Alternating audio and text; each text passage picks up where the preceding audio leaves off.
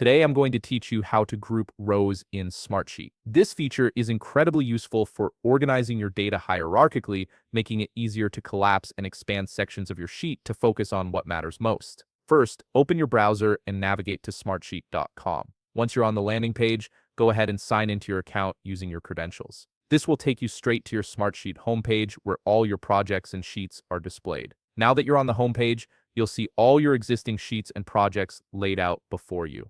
Take a moment to locate the specific sheet or project where you want to group rows. Once you've found it, click on it to open it up. This will load your sheet with all its current data and formatting. Here's where the grouping process begins. Look through your sheet and select the row or rows that you want to group together. You can do this by clicking on the row number on the left side of the sheet. If you need to select multiple rows, simply hold down the Shift key while clicking on additional rows. This highlights them and prepares them for grouping. With your rows selected, direct your attention to the top menu bar. Among the various formatting and editing options, you'll find the indent icon. It typically looks like a small arrow pointing to the right or a set of lines with an indentation. Click on this indent icon to apply the grouping structure. Once you've clicked the indent icon, something interesting happens.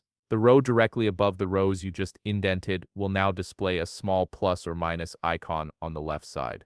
This icon is your control mechanism for expanding and collapsing that group.